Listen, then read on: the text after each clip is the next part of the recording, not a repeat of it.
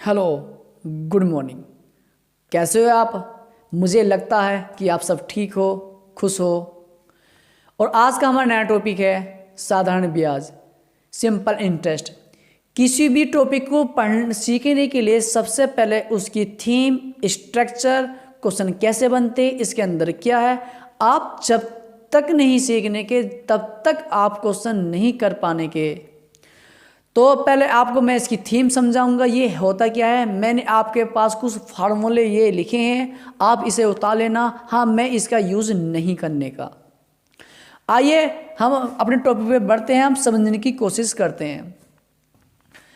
मुझे ये बताओ कि 1,000 रुपये हैं, 1,000 रुपये पे 20% आपने ब्याज लगाया तो आपके ब्याज क्या रुपये हो गया? तो आपका ब्याज हो गया 200 रुपये। ब्याज का मतलब क्या है? मैं ये मान के चलता हूँ कि आपको कुछ नहीं आता, मैं इसी प्रकार में बेसिक से लेके एडवांस ले चलता हूँ। पहले आप इसका मैटर समझो। इसका मैटर क्या है? फ्रैक्शन समझो, फ्रैक्शन का मैटर क्या है? मैटर इसका ये मैटर ये है, ये जो चिन्ह है ना, ये कहता है कि जो तुम्हारा ये चिन्ह हो ना, ये कहता है कि 100 पे 20 रुपये, 100 पे 10 रुपये, 100 पे 5 रुपये। तो मुझे ये बताओ, जब 100 पे 20 रुपये हैं तो 1,000 रुपये क्या रुपये हुए? तो तुम्हारा आंसर आएगा 200 रुपये।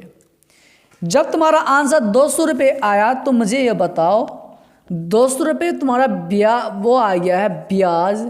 जब तुमने मूलधन में ब्याज जोड़ा तो तुम्हारा आता है मिश्र धन, तो आपका आ गया 1,200 रुपये। ये क्या होता है? ये होता है आपका मूलधन जो आप किसी बैंक से लेते हो। ये होता है ब्याज जो इस मूलधन पे लगा है, ब्याज। और ये क्या होता है? इसे कहते हैं मिश्र धन। क्या कहते हैं इसको? मिश्र धन। और इसे क्या कहते हैं? इसे हम कहते हैं रेट, यानी कि दर परसेंटेज। आई होप आप समझ गए। आइए साधारण ब्याज को हम किसी क्वेश्चन के थ्रू समझते हैं। इसका मैटर है क्या, ये क्या क्या है, क्या कहता है, देखते हैं। मैंने ये कहा कि एक व्यक्ति किसी बैंक से 500 रुपये उधार लेता है। यदि बैंक की दर 20% हो और जो टाइम हो 3 ईयर हो तो उसका साधारण ब्याज कितना होगा? कहने का मतलब यह है कि आप बैंक में गए, आपने बैंक में 500 रुपये लिए और जो बैंक की रेट है 20% है। पहले अपने माइंड से सोचो, ब्याज की रेट 20%। 20% का मतलब होता है 100 पे 20 रुपये, तो फिर 500 पे क्या रुपये? आप बताओगे कि 500 रुपये आपके 100 रुपये होते हैं। 100 रुपये ये 1 साल का ब्याज होता है, तो 3 साल का ब्याज, 1 साल का ब्याज 100 रुपये, तो 3 साल का ब्याज 300 रुपये। आइए हम क्वेश्चन कैसे करते हैं। पहला तरीका हम सिंपल से करते हैं। आप सूत्र लगा दो। मेरा सूत्र ये है, ब्याज बराबर P गुणा R गुणा T मल्टीप्लाई अपॉन 100। ये 100 कहाँ से आता है अभी बताता हूँ। जो आप तुम यहाँ पर ओनली R लिखा है, मैं ये भी लिख सकता था मगर मैंने इसका अपॉन में इसे ले लिया। ओके, इसका मतलब होता है कि R परसेंटेज अगर मैं इसे नीचे ले जाऊँ तो ये 100 में कन्वर्ट हो जाता है। आइए इस पर क्वेश्चन वो इनके मान रखते हैं। P का मान 500 रुपये है और आपका रेट कितनी है? 20% और आपका टाइम कितना है? ये है। और आप उसके बाद कितना आ जाएगा? 100। इससे ये काट दो, कितना आ जाएगा आपका? इसी गुणा इसमें कितना आ गया आपका? 300 आ चुका है। कितना आ चुका है? 300 आपका ब्याज आ चुका है। ब्याज प्लस मूलधन जो आपने उधार राशि ली थी उसमें आप ब्याज जोड़ दोगे तो आपसे क्या कहोगे? मिश्र धन कहोगे। जो हम इकट्ठा करके पैसे देते हैं उसे हम मिश्र धन कहते हैं। मिश्र धन यानी कि 500 और 300 जोड़ के जो हम कहते हैं उसे कहते हैं मिश्र धन।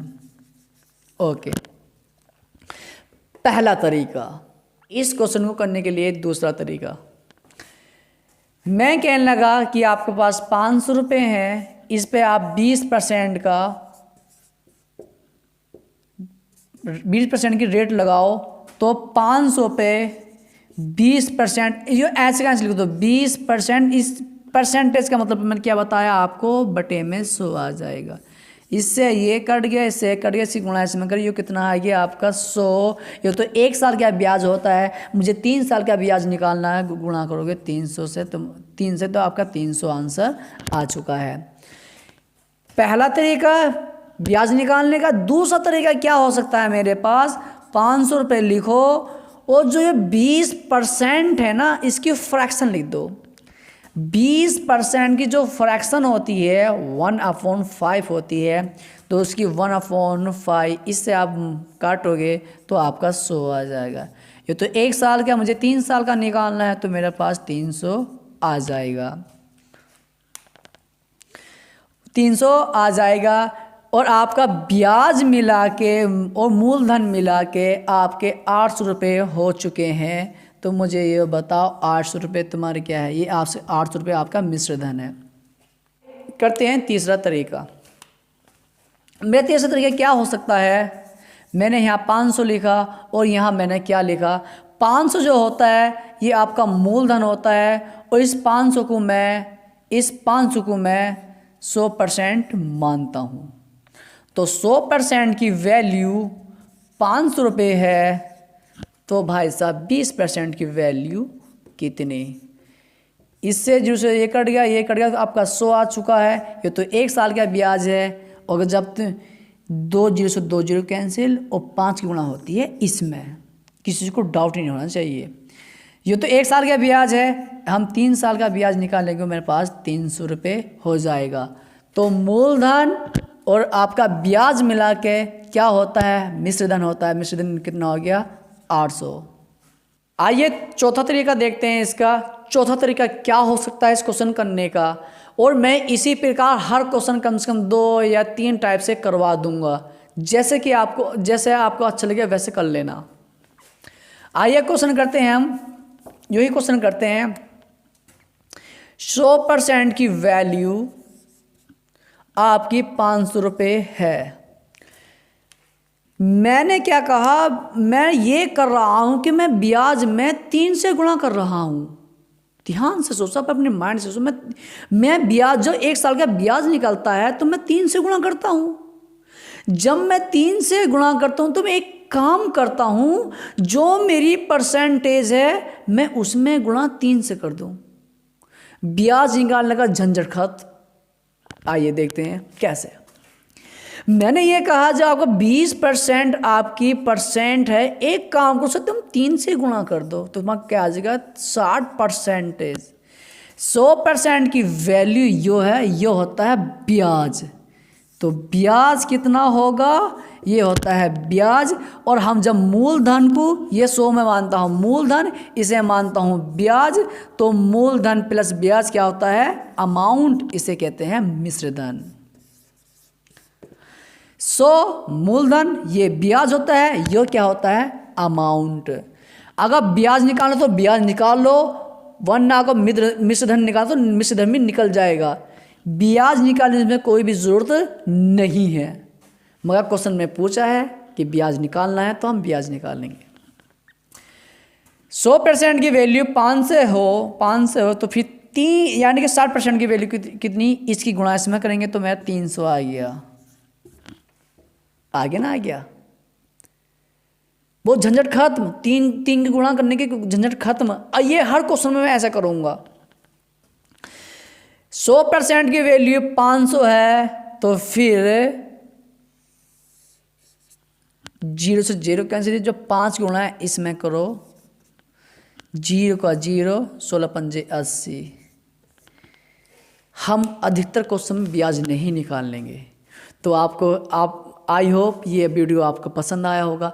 लाइक करो, कमेंट करो, सब्सक्राइब भी करो।